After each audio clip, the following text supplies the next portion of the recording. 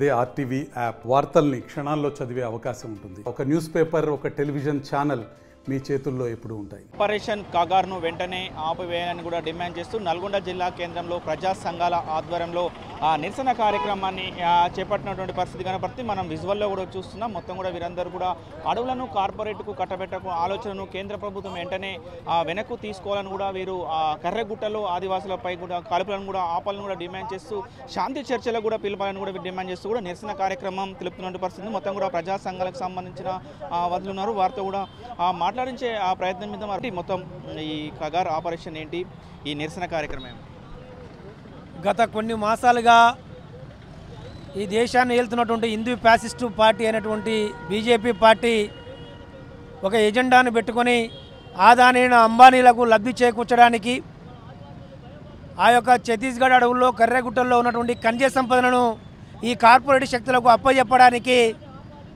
దేశ రక్షణ కోసం ఉపయోగించేటువంటి బలగాలను, మిలిటరీ బలగాలను మొత్తం కూడా లక్షలాది సైన్యాన్ని ఛత్తీస్గఢ్ అడవుల్లో కర్రెగుట్టల్లో దించి మరణ హోమాన్ని సృష్టిస్తూ ఉంది. దీన్ని ప్రజా సంఘాలుగా, తెలంగాణ విద్యావంతులుగా తీవ్రంగా ఖండిస్తూ ఉన్నాం. నిజంగా ఇది ఆదివాసీలు వేల సంవత్సరాలుగా అడవిని కాపాడుకుంటూ ఉన్నారు. వాళ్ళు చేసినటువంటి పోరాట ఫలితంగా రాజ్యాంగం అడవిపైన హక్కు ఆదివాసీలకు కల్పించడం జరిగింది. ఇన్నేళ్లుగా, ఇన్ని సంవత్సరాలుగా, వందల సంవత్సరాలుగా అడవిని కాపాడుతూ ఉంటే కేంద్ర ప్రభుత్వం ఆ అడవి సంపదను కార్పొరేట్ శక్తులకు అప్పగించడానికి ప్రయత్నం చేస్తూ ఉంది. నిజంగా ఈరోజు ప్రకృతిని కాపాడుతుంది ఎవరు, ప్రకృతిని కార్పొరేట్ శక్తులకు అప్పగించడానికి ప్రయత్నం చేస్తుంది ఎవరో కూడా ఈ సమాజాన్ని గమనించాల్సినటువంటి అవసరం ఉన్నది. ఆ వైపుగా అక్కడ ఉన్నటువంటి మావోయిస్టులు కావచ్చు, ఆదివాసీలకు రక్షణ కల్పించడానికి, సంపదను కాపాడడానికి ప్రయత్నం చేస్తూ ఉన్నారు. గత కొన్నేళ్లుగా ఎలాంటి స్వార్థపూరితమైనటువంటి ఆలోచన లేకుండా ప్రకృతిని కాపాడుకోవడానికి ప్రయత్నం చేస్తున్నారు. కానీ ఇక్కడ బీజేపీ ప్రభుత్వం మాత్రం కొన్ని నెలలుగా తీవ్రమైనటువంటి నరమేధాన్ని సృష్టిస్తూ ఉంది. పచ్చని అడవులను రక్త పేర్లు పారిస్తూ ఉంది. ఇది ఏ రాజ్యాంగ నిబంధనలకు లోబడి మీరు ఇలాంటి హత్యాకాండలకు పూనుకుంటా ఉన్నారు. మరి అమిత్ షా ప్రకటించి ఫలానా తేదీలో ఇంతమందిని వేరే వేస్తామని చెప్తా ఉన్నారు. ఎక్కడి న్యాయం అంటా ఉన్నాం? ఈ రాజ్యాంగం లోపల ఒక సాయుధ పోరాటాన్ని ఎంచుకున్నటువంటి మావోయిస్టు పార్టీ మేము శాంతి చర్చలకు సిద్ధంగా ఉన్నామని చెప్పేసి చెప్పినప్పటికీ కూడా ఈరోజు కేంద్ర ప్రభుత్వం మొండిగా ముందుకు పోతూ ఉంది. ఇది ఏ రాజ్యాంగానికి లోపల మీరు ముందుకు పోతారని చెప్పేసి ప్రశ్నిస్తూ ఉన్నాం. అంటే ఒక సాయుధ పోరాటాన్ని ఎంచుకున్నటువంటి పార్టీనే చర్చలకు సిద్ధం అన్నప్పుడు మరి మీరు ఎందుకు ఒక శాంతియుతమైనటువంటి పార్టీగా మీరు ఎందుకు సిద్ధంగా లేరని చెప్పేసి ప్రశ్నిస్తూ ఉన్నాం. కాబట్టి కేంద్ర ప్రభుత్వం తక్షణమే ఎక్కడైతే కర్రెగుట్టలో దించినటువంటి లక్షలాది సైన్యం ఉందో వాటిని వెంటనే విరమించుకోవాలని చెప్పేసి ఈ దేశంలో ఉన్నటువంటి మేధావులు, ఈ దేశంలో ఉన్నటువంటి బుద్ధిజీవులు, విద్యావంతులు ఒక ప్రజాస్వామ్య దేశం లోపల, ఒక రాజ్యాంగ వ్యవస్థ ఉన్నటువంటి లోపల శాంతి చర్చల ద్వారానే సమస్యకు పరిష్కారం అని బలంగా నమ్ముతా ఉన్నాం. ఆ శాంతి చర్చలను ప్రారంభించండి. ఆదివాసుల ప్రాణాలు కాపాడండి. ఆదివాసులకు రాజ్యాంగం ఇచ్చినటువంటి హక్కులను కాపాడండి. ఆ వైపుగా ప్రయత్నం చేయాలి. అదేవిధంగా ఈరోజు రాహుల్ గాంధీ గారిని ప్రశ్నిస్తూ ఉన్నాం. ఒక ప్రతిపక్ష నేతగా నువ్వు ఈ దేశం లోపల చేతిలో రాజ్యాంగం అనే పుస్తకం పట్టుకుంటే సరిపోదు. ఇంత వేలాది మందిని, వందలాది మందిని చంపుతూ ఉంటే ఒక ప్రతిపక్ష పార్టీగా ఉన్నటువంటి కాంగ్రెస్ పార్టీ కావచ్చు, నక్సలైట్ ఎజెండానే బీఆర్ఎస్ పార్టీ ఎజెండాని ప్రకటించినటువంటి కేసీఆర్ కావచ్చు, మీరు తక్షణమే మీ యొక్క గొంతులు విప్పాలి. ఈరోజు కేసీఆర్ సభలో వెంటనే ఆపరేషన్ కగారు నిలిపివేయాలని చెప్పేసి తీర్మానం చేయాలి. రాహుల్ గాంధీ కూడా పార్లమెంట్లో స్పందించి ఆ ఆదివాసుల ప్రాణాలను కాపాడాలని చెప్పేసి డిమాండ్ చేస్తూ ఉన్నాం. ముఖ్యంగా గత 2-3 నెలల నుంచి నక్సలైట్ భావజాలం కలిగినటువంటి వారిని అంతం చేయాలని చెప్పి ఆ ఉద్దేశంతో కర్రెగుట్టలలో, అంటే సరిహద్దులో ఉండవలసినటువంటి సైన్యాన్ని కర్రెగుట్టలో దింపి అక్కడ ఉన్నటువంటి ఆదివాసీలను అణచివేయడం అనేది చాలా బాధాకరమైనటువంటి అంశం. ఎమ్మటే అక్కడ ఉన్నటువంటి సైన్యాన్ని సరిహద్దులకు పంపి అక్కడ కాశ్మీర్లో మనమై జరుగుతున్న దారులను కాపాడవలసిందిగా ఈ సందర్భంగా కోరుతూ, ముఖ్యంగా ప్రజా సంఘాలు, ప్రజా నాయకులు, అన్ని పార్టీలన్నీ కూడా రాజ్యాంగ హక్కుని రక్షించడం కోసం, ఆదివాసీలను కాపాడుకోవడం కోసం తప్పనిసరిగా అక్కడ ఉన్నటువంటి వారిని వెనకకు పంపించి ప్రభుత్వం చొరవ తీసుకొని మావోయిస్టులతో చర్చలు, శాంతి చర్చలు జరపాలని ఈ సందర్భంగా తెలంగాణ జనసమితి కోరుతుంది. నక్సలైట్ల పేరు మీద ఆదివాసీల్ని కాల్చి చంపడాన్ని మేము పూర్తిగా వ్యతిరేకిస్తున్నాం, పూర్తిగా ఖండం చేస్తున్నాం.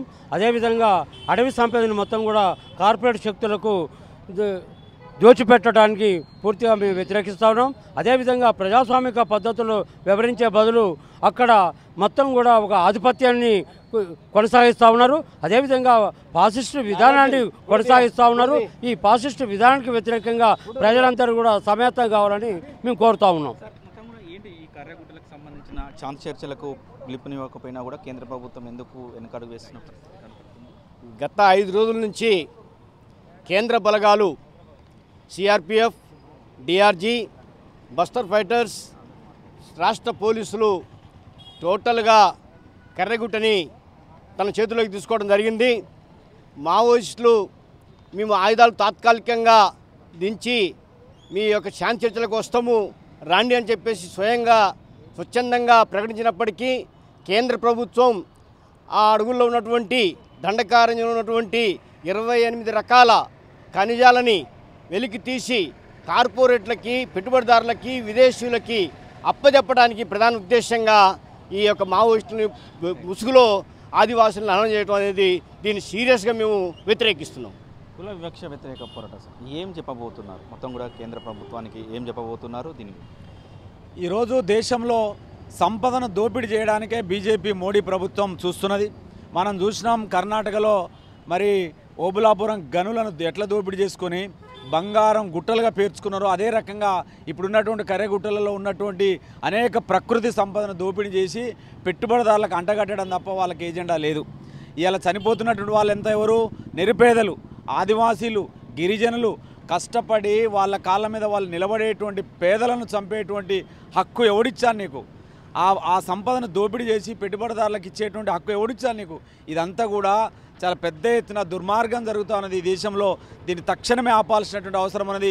ఈ ఆపరేషన్ కగార్ పేరిట జరిగేటువంటి ఈ తుపాకుల మోతలని ఆపాలి, మానవ రక్తపాతాన్ని వెంటనే ఆపాలని చెప్పి నేను డిమాండ్ చేస్తా ఉన్నాను. విద్యార్థి సంఘానికి సంబంధించిన వారు కూడా ఉన్నారు, వారితో కూడా మాట్లాడించే ప్రయత్నం చేద్దాం. మొత్తం ఏంటి ఈ ఆపరేషన్ కగారుకు సంబంధించి?